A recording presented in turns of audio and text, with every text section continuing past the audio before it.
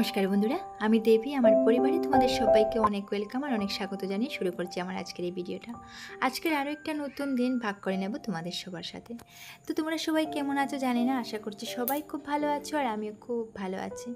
তো তোমরা যারা আমার আজকের এই ভিডিওটা দেখছো তোমাদের সবাইকে বলছি তোমরা আমার এই ভিডিওটা লাস্ট অবধি আমার সাথে থাকবে, আমার ভিডিওটা ফুল ওয়াচ করবে। আশা করছি আমার আজকের এই ভিডিওটা তোমাদের খুবই ভালোই লাগবে। আর দেখো, আমার আজকের এই দিনের শুরুয়াতটা হলো ওষুধটা খেয়ে। কারণ হচ্ছে এটা খালি পেটে খাওয়ার ওষুধ, তাই একদম সকাল সকাল মানে বিছানায় খেয়ে নিলাম আর কি। তো তাড়াহুড়ো করে ঘুম থেকে উঠে গেলাম, কারণ হচ্ছে আজ অনেকটা কাজও আছে, কাজের তাড়া আছে, তাই তাড়াতাড়ি করে উঠে গেলাম আর কি। তো বেলা বেশি হয়নি, মোটামুটি এখনও কিন্তু 6টাও বাজেনি, তবে উঠে গেলাম। আর এই যে দেখো, একটা সবচেয়ে বড় কাজ বলতে পারো, সবচেয়ে বড় মাথা ব্যথার কাজ হচ্ছে এটা, এই যে মশারিটা টানানো বলো, মশারিটা উঠানো বলো, বা মশারিটা ভাঁজ করা বলো, যে মানে এত বড় মাথা ব্যথা আমার কি বলবো।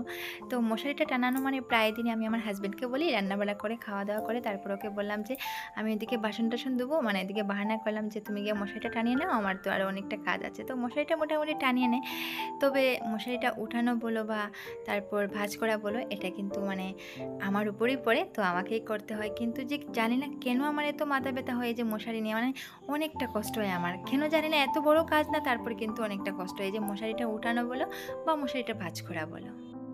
তারপর বিছানাটা গুছিয়ে এসে আর গ্লাসে যে সিয়া সিডসটা দেখতে পেলে তোমরা, ওটা খেলাম। তো এই সিয়া সিডসটা আমি কি করি জানো, প্রত্যেক দিন রাতের বেলা ঘুমাবার আগে আর কি 1 চামচ থেকে অল্প কম আমি ভালো করে ধুয়ে টুয়ে একটা মানে 1 গ্লাস জলে আর কি ভিজিয়ে রেখে দিই, আর প্রত্যেক দিন সকালবেলা এই জলটা আমি খাই। তো এই সিয়া সিডসটা কিন্তু আমাদের প্রত্যেকের মানে শরীরের পক্ষে অনেকটাই উপকারী বলতে পারো, এতে প্রোটিন, এনার্জি, জিঙ্ক সব কিছুই আছে। তো খুবই উপকারী বলতে পারো আমাদের মানে শরীরের পক্ষে, তাই এটা আমি খাই। আর বিশেষ করে যেটা কারণে খাই সেটা হচ্ছে মানে ওয়েট লস মানে করে আর কি সিয়া সিডসে, তো তাই আমি এটা খাই। তো আমার ওয়েট অনেকটাই বেড়ে গিয়েছিলো, এই যে তোমরা দেখতে পেলে যে আমি এক্সারসাইজ করলাম, তো আজ ভাবলাম অল্প তোমাদের সাথে শেয়ার করি। তো অনেকটা ওয়েট বেড়ে গিয়েছিলো, আর এই সিয়া সিডস খেলাম, তারপর এক্সারসাইজ করলাম, আরও অনেক কিছু করেছি আর কি। তো তারপর ওয়েট মোটামুটি এখন কন্ট্রোলে এসে গেছে, তারপরও আমি এগুলো কন্টিনিউ রাখছি আর কি, যে সিয়া সিডস বলো, এক্সারসাইজ বলো, কন্টিনিউ করেই যাচ্ছি আমি। আর তারপর দেখো, সব কাজ শেষ করে ভাবলাম আজকে ঘরটা আর একটু ক্লিন করি, কারণ সপ্তাহে যদিও আমি 2-3 দিন এই ক্লিন করি আর কি, তারপরও যে মাকড়সার জালগুলো না কোনোভাবেই মানে যতই তুমি পরিষ্কার করো, কিন্তু আজ পরিষ্কার করলে আবার কাল মাকড়সার জাল বাঁধে। আমার মনে হয় বর্ষাকালে মাকড়সাগুলো যেন একটু বেশি উৎপাত করে।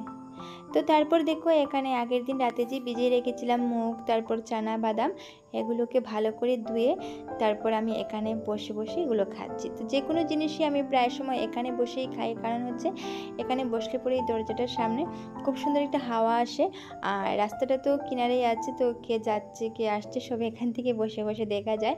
তো এখানে বসে আমি প্রায় সময় খাই। শেষে মুগ ছানা এগুলো খাওয়ার পর চলে আসলাম কিচেনে, ভাবলাম ব্রেকফাস্টের জন্য তো কিছু রেডি করতে হবে। তো আজ কিন্তু আমার হাজব্যান্ডও করে নেই, আমি একাই আছি। তো আজ বানাবো রুটি, আর সাথে ঝিঙে দিয়ে, আলু দিয়ে আর বড়ি দিয়ে একটা পাতলা ঝোল করেছিলাম। তো রুটি মাত্র দুটোই বানিয়েছি আমি, ব্রেকফাস্টে দুটোই রুটি খাই। তো কোনো দিন ডালিয়া বলতে পারো, কোনো দিন রুটি, এরকমই ভাত খুবই কমই খাই আমি সকালবেলা। তো দেখো, আমার রুটি প্রায় রেডি হয়ে গেছে, আর আমি তোমাদেরকে হাত দিয়ে দেখিয়েছিলাম যে কতটা সফট হয়েছে। এমনিতে হয়তো দেখতে সুন্দর নাও লাগতে পারে, বাট খুবই সফট হয়েছে কিন্তু। আর সফট হলে পরে এমনিতে যদি রুটি একটু টান টান হয় তাহলে খেতে কিন্তু একদমই ভালো লাগে না। তোমার যত ভালোই সবজি হোক না কেন, খেতে ভালো লাগে না যদি বেশি একটু টান টান হয়ে যায়। আর রুটিটা যত সফট হয় ততই কিন্তু খেতে ভালো লাগে। তারপর খাওয়া দাওয়া শেষ করে বাসনটা সাথে সাথে ধুয়ে নিলাম, আর বাসনটা ধোয়ার পরে এই যে টাইলসের উপরে যে জলটা পুরো ছিটকে ছিটকে পড়ে যায়, এটাকেও একটা কাপড়ের সাহায্যে আমি ভালো করে মুছে নিলাম, একটা সুতির কাপড় দিয়ে আর কি। কারণ হচ্ছে জলটা পুরো ছিটকে থাকলে পরে একদমই নোংরা লাগে, সাথে সাথে মুছে নিলে বেশ সুন্দর হয়, পরিষ্কার হয়ে যায়। আর আজ ভাবছি ড্রেসিং টেবিলটাও একটু পরিষ্কার করব। এটা যদি আমি সপ্তাহে 2-3 দিনও করি তাতেও কিন্তু কিছু কাজ হবে না। আজ করে যদি আবার কালকের দিন মধ্যে যদি গ্যাপ রেখে তারপর পরশুদিন করি, তাতেও কিন্তু ড্রেসিং টেবিলটা পুরোটাই নোংরা হয়ে যায়। আসলে কি বলো তো, তোমাদেরকে প্রথমেই বলেছি যে রাস্তার পাশে যে ঘরটা, আর এই গরমে ভেন্টিলেটরগুলো না খুলে রাখলে না হয়। আর ভেন্টিলেটরগুলো খোলার পর আর কি এই বাইরের সব ধুলোবালিগুলো এসে পড়ে যায়। এমনিতে তো বিছানায় পড়ে সব জায়গায় পড়ে কিন্তু এতটা দেখা যায় না। আর ড্রেসিং টেবিলের উপর তোমরা তো দেখেছো, আমি হাত দিয়ে তোমাদের দেখিয়ে দিয়েছি যে কতটা নোংরা লাগে। হাতটা দিলেই পরে মনে হয় যেন হাতে লেগে যায়, এরকম এত ধুলোবালু পড়ে।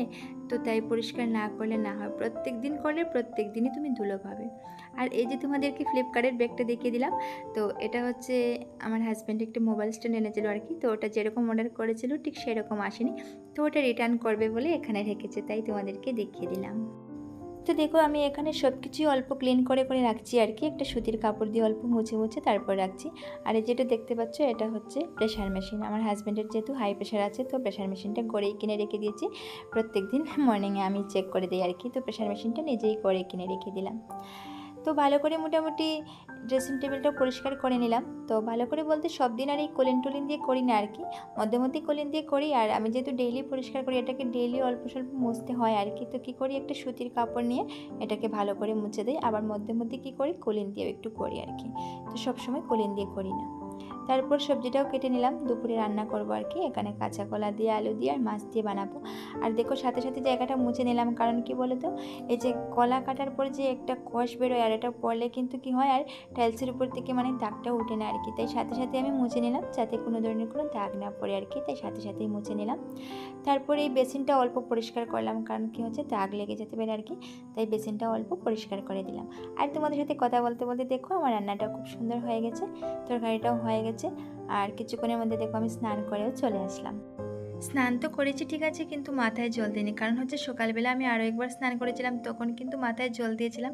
আর এখন একটু সর্দি সর্দি লাগছে, ভাবছি যদি জ্বর টর এসে যায়, তাই এখন আর কিন্তু মাথায় জল দিলাম না, এমনিতে শুধু গাটা ধুয়ে আসলাম। তো এবার একটু সিঁদুর পরবো, তারপরে গিয়ে আমি খাওয়া দাওয়াটা শেষ করে নেব, কারণ হচ্ছে আজকের ব্লগটা আমি এখানেই শেষ করব। তো আজকের দুপুরের মেনুতে আমার ছিল ডিম আমলেট, ছিল গরম গরম গরম ভাতের সাথে, আর ছিল শাক ভাজি ছিল, আর এই কাঁচা কলা দিয়ে তারপর মাছ দিয়ে যে সবজিটা বানিয়েছিলাম এটা ছিল। তো বন্ধুরা আজকের ভিডিওটা এই পর্যন্তই, এখানেই মানে শেষ করছি আর কি। যদি আমার আজকের এই ভিডিওটাতে তোমাদের অল্প কিছু ভালো লেগে থাকে, তাহলে অবশ্যই ভিডিওটাতে একটা লাইক করবে, কমেন্ট করবে, শেয়ার করতে কিন্তু একদমই ভুলবে না। আর যারা আমার নতুন বন্ধু আছো, যারা আমার ভিডিও দেখছো এখনও চ্যানেলটা সাবস্ক্রাইব করছো না, অবশ্যই চ্যানেলটা সাবস্ক্রাইব করে আমার পাশে থাকবে। আর তোমাদের সবাইকে আমার নেক্সট ভিডিও দেখার আমন্ত্রণ রইল। সবাই খুব ভালো থাকো, সুস্থ থাকো, নিজের খেয়াল রাখো।